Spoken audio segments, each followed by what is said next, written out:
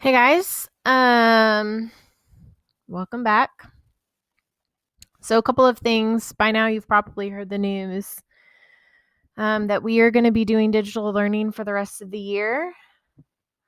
I have very mixed feelings about this. My initial thought was one of relief because, hear me out,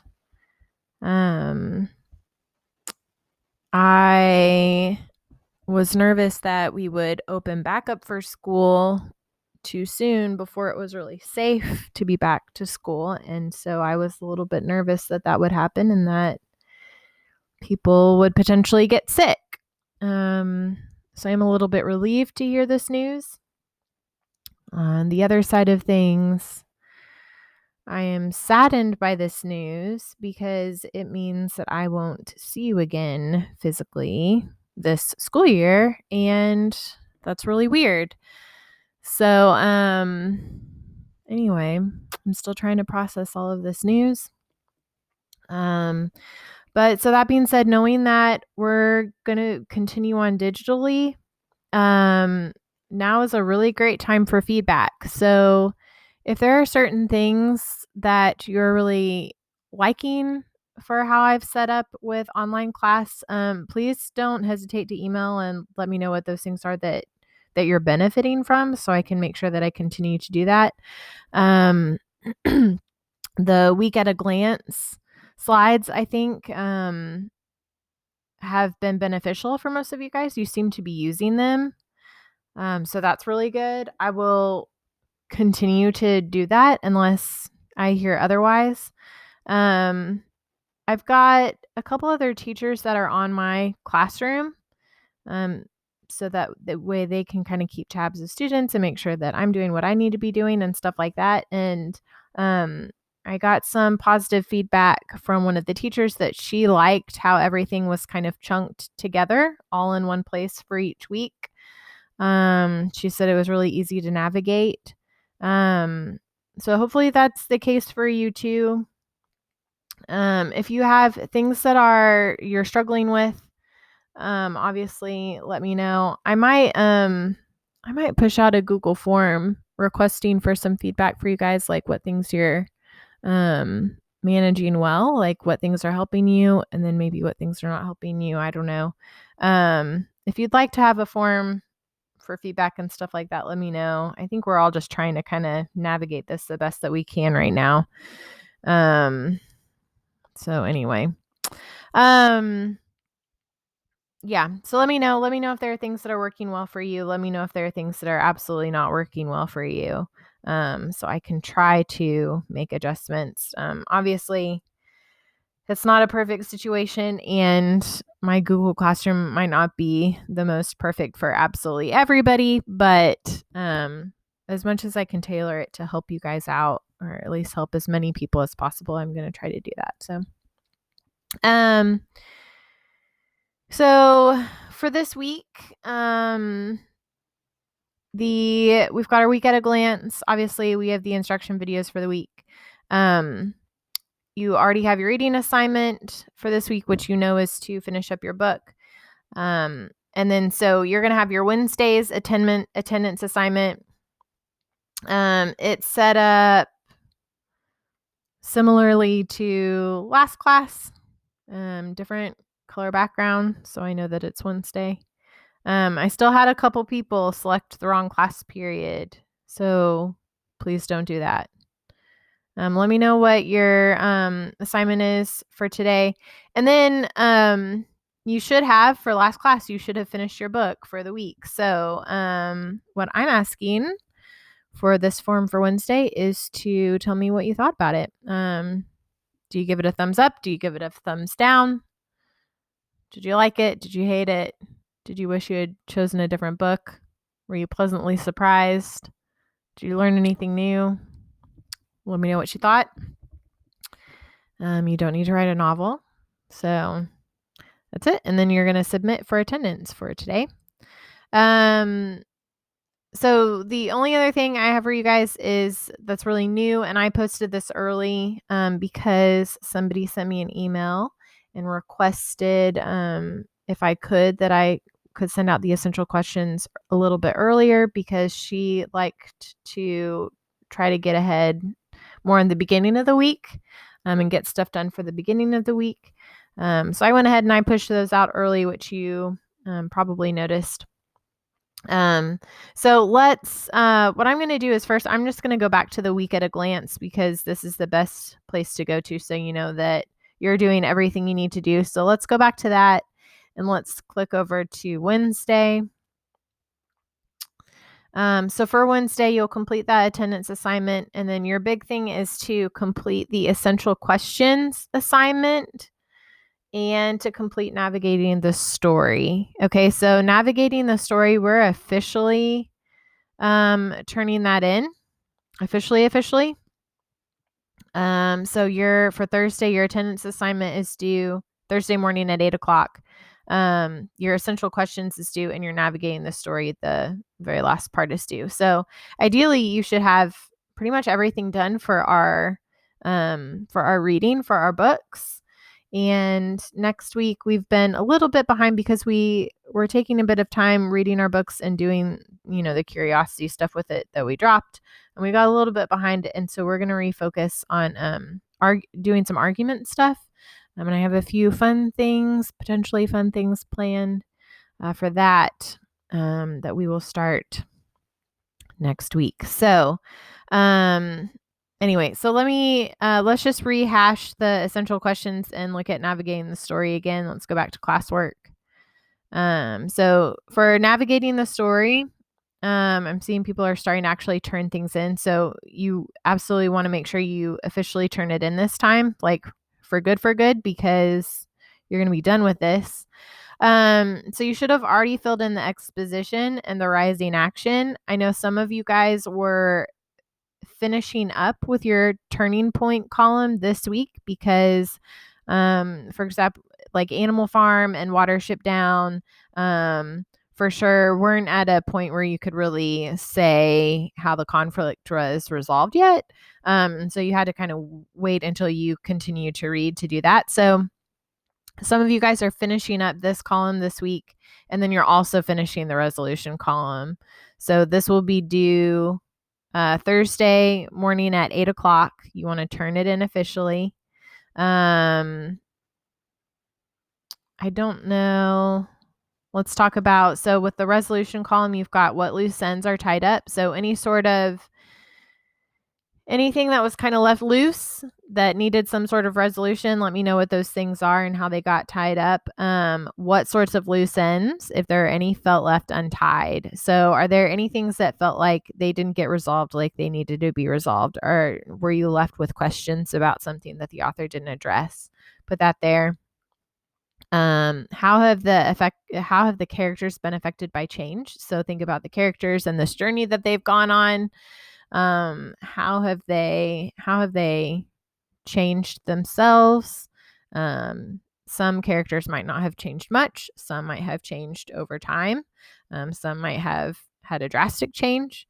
So explain how the characters have also been affected by change over the course of the book.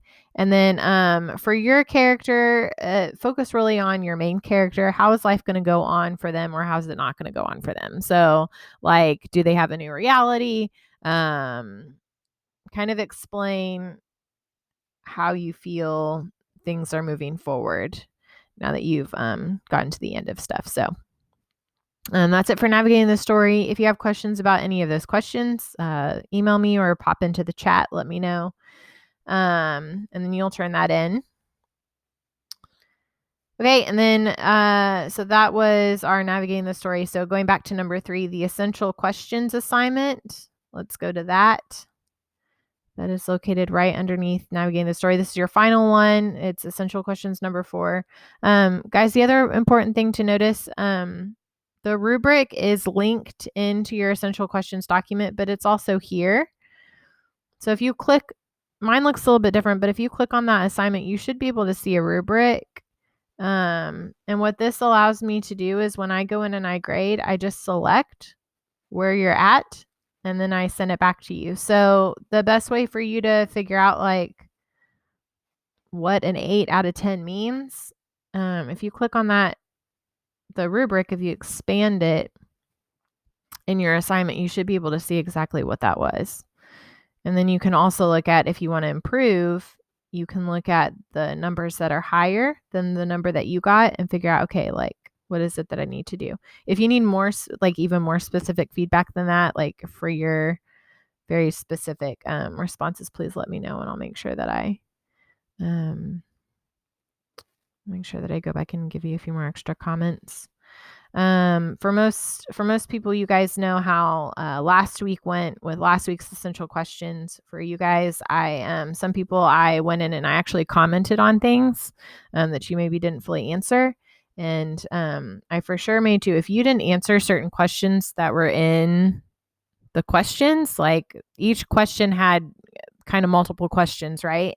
And so some people were just answering one of them and then they were moving on, and you didn't fully answer everything that was there. And so I was highlighting in bright yellow those questions that you did not adequately answer.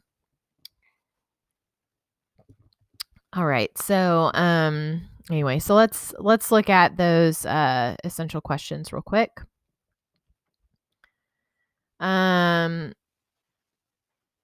So some of you guys followed my directions and others of you didn't. We've got a lot of questions here, so we've got a lot to scroll through. When you open up this document, please delete all of the questions that don't belong to your book. So if you're a Watership Down person, delete all the other questions that aren't for Watership Down. So that way I don't have to scroll for ages. So there were a few people that did that last week that followed my directions. And then there were a lot of people that did not. So please do that. It saves me time ultimately. So I don't have to scroll. I don't have to try to figure out which one you were responsible for or whatever. Okay, so a lot of these questions are really broad and open because we are at the end of our book now, right? So for Animal Farm, you're looking at a specific passage that the novel ends with, which is kind of interesting. To clarify on your first question for Animal Farm people, it's looking at the situation where we had the pigs are talking with people, and you can't tell the difference between the men and the pigs. And so we have a situation here where we've seen the pigs kind of slowly develop over time, right? So that last question asks, can you think of any instances personally in society or in history where this has happened or is happening? And so to clarify on this particular question, we really want to look at situations in which we had individuals that were claiming or stood for, certain things. Like they claimed that they wouldn't be like these people, or they wanted to do things different than these people or these groups of people. And so maybe they started out with good intentions, but over time they eventually turned into the same people or groups of individuals or whatever that they said that they were initially against, right? So there are all sorts of individuals, I think, that you could say might be similar. There are organizations that you could see or systems that you could probably claim the same sort of thing. So anyway, clarification on that. Second question is related to kind of the intent of this initial story and what it was meant to be. Third question is looking at kind of all the different things that the different sorts of lessons that you could learn from this book, but specifically in relation to the big ideas like education and making sure that everyone is educated, not just some people. The idea of having education of history, like actually knowing your history, why that might be important. The idea of idealist thought, so thinking ideally about things rather than realistically about things, and then class structure. So next, we want to look at Audacity. So for Audacity, we have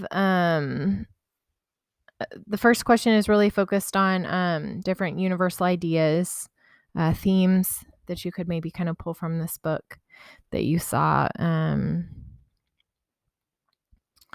develop over the course of the story. Second question is going to focus on the development of Clara herself. So thinking about some of the internal and external changes that have happened and how those events or people she met might have kind of impacted her or changed her over time. Third question is looking at all the big topics that came up in Audacity. So we saw education, immigration. There were social class issues that were addressed, gender equality, workers' rights, and labor-related issues, the right to organize and protest. There's a lot of different stuff going on in Audacity. I could continue on with that list, but we're stopping there. So anyway, so this particular question is asking you, like, what have you taken away from all of this? Or is there any sort of topic that you noticed that kept coming up that you felt that you could learn specifically from, or that has changed the way you thought about something or the way you connected it to real life? So kind of your big takeaways, your big, like, this is what I've learned, and I didn't know this about this topic, or I made a connection between this topic and something in 2020 or whatever. Billy Creekmore, your first question is looking at Billy and how he has changed over the course of the story. So looking at the external changes that we've seen happen around Billy and the internal ones that he has been dealing with internally inside himself. So think about how he started out, how events happened and people that he met started to change him, and then how we see him kind of ending up in the book. Second question looks at Billy and the different types of bosses that he's had. So he's had a handful of different bosses throughout the book. You want to look at some of the similarities between them and then some of the differences between them and decide which of all of his bosses made the best one, and then explain why, and then which one do you feel made the worst boss and why. So you're doing a compare and contrast, and then you're kind of making claims. Tell me who is best, who is worst, and then give me some evidence to back up your reasoning.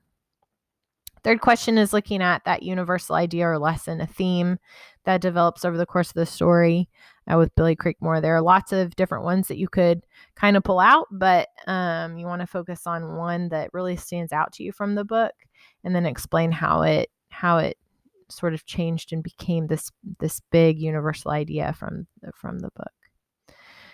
Moral Life of Henrietta Lacks.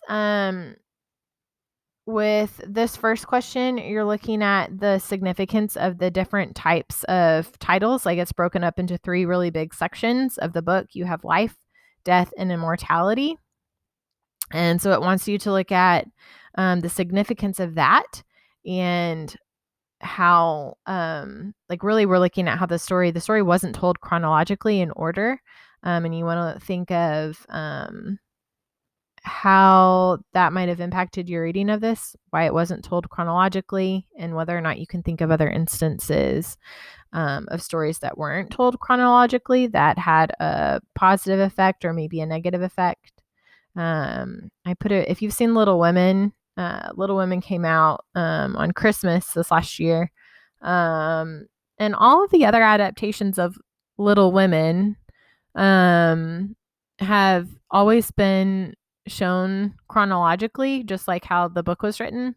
But this one, this new one that came out, very well done, but it wasn't done chronologically, which really kind of changed the viewing experience, but in a good way. So it's very interesting. So your second question is looking at so Mike Rogers from Rolling Stone published an article in 1976 talking about Henrietta, and this was kind of like the first time that this kind of became a thing, right? But it really focused on this. It was the point of view is really, or I guess the lens in which it was written from was really looking at it from a race standpoint, like a racial issue. And so the question here is asking how you think the public might have viewed that article, or how they might have responded had it been published at the time of her death in 1951 instead of 1976. So like 25 years later, right? And then can you think of how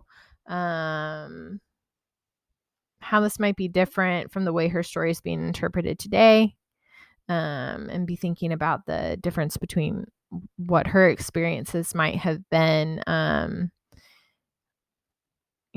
with her, from you were thinking about the racial standpoint. So how might her experience in the hospital have been different had she been a white woman? And how might Elsie's fate have been different had she been a white woman versus being Black in 1951? So, or I guess even before that, right? So before her death even. So think about those experiences, how they might have been different now versus then.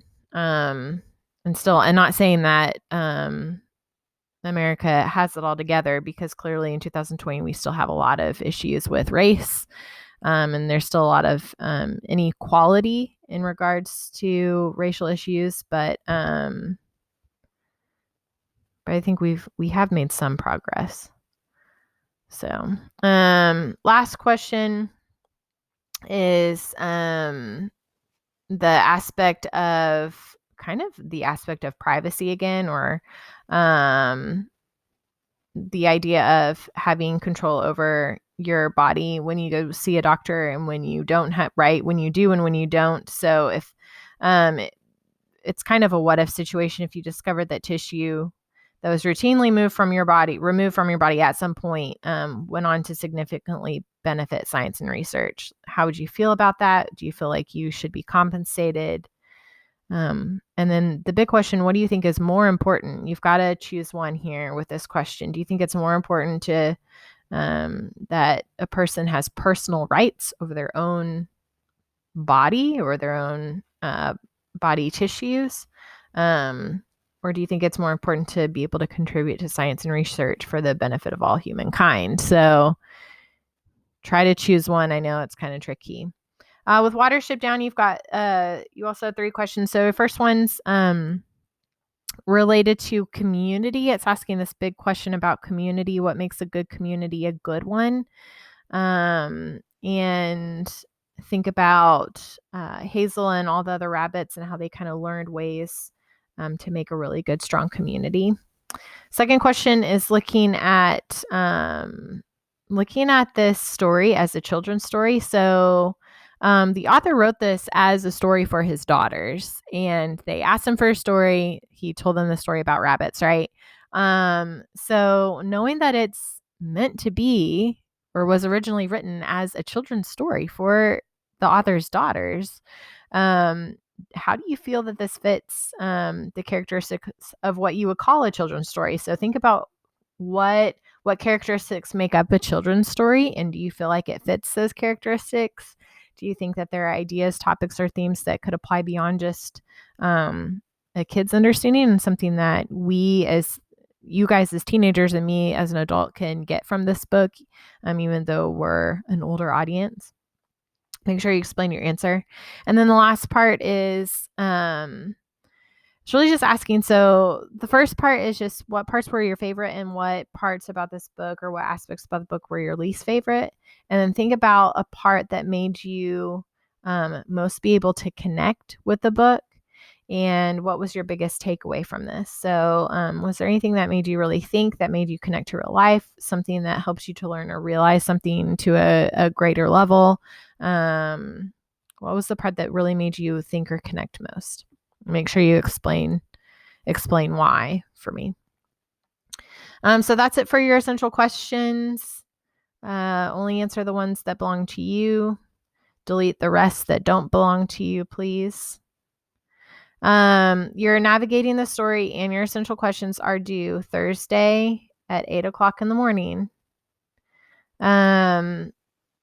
These will both be graded. So what'll happen is I'll probably go in and I will grade one of these on Friday and get you feedback really quickly. And then I'll turn around and grade the other one for the next week pretty quickly, just so you can make some changes if you need to.